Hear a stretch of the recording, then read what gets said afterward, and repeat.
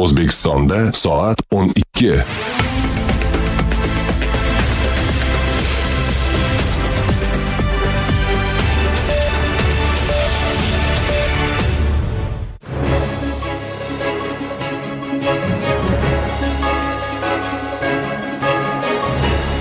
Axborot informatsion dasturi.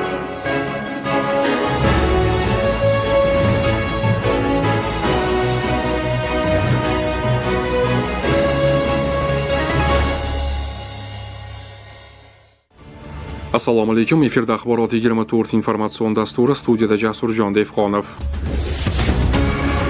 14-noyabr kuni Ko'ksaroy qarorgohida Prezident Shavkat Mirziyoyevning mamlakatimiz yoshlari bilan uchrashuvida mamlakatimiz kelajagi uchun muhim bo'lgan bir qator masalalar ilgari surildi.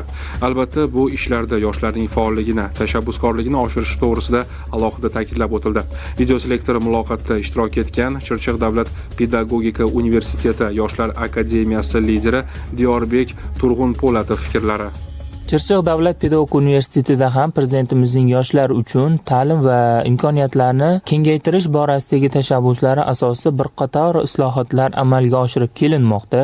Aytaylik, xorijiy tillarni o'rganish, zamonaviy texnologiyalar va innovatsiyalarni o'qitish yo'lida jiddiy qadamlar tashlanib bo'lingan. Talabalarni ilmiy faoliyatga yo'naltirishni takomillashtirish, ularda tadqiqotchilik kompetensiyalarini rivojlantirish maqsadida universitetda Yoshlar akademiyasi ham turli ilmiy innovatsion ijtimoiy-madaniy loyihalar amalga oshirib kelmoqda. Chirchiq davlat pedagogika universitetida shuningdek yoshlarni nafaqat o'qitish, balki ularni jahon miqyosida muvaffaqiyatli faoliyat yuritish uchun zarur bo'lgan kasbiy ko'nikmalarni ta'minlashga alohida e'tibor berib kelmoqda. Shu bilan birgalikda universitetda xorijiy tillar va madaniyatlarni chuqur o'rganish, zamonaviy markazlar ochilib, talabalarga global miqyosda faoliyat yuritish imkoniyatlari yaratilmoqda. Bu islohotlar nafaqat Chirchiq davlat pedagogika universitetining o'zini, balki butun viloyatni ilmiy ijtimoiy jihatdan rivojlantirishga xizmat qiladi. Prezidentimizning ta'kidlashicha, bizning maqsadimiz bilimli, ma'rifatli va yurtini sevuvchi yoshlarni tarbiyalash. Bu esa nafaqat o'zimizning, balki butun jamiyatning rivojlanishiga xizmat qiladi.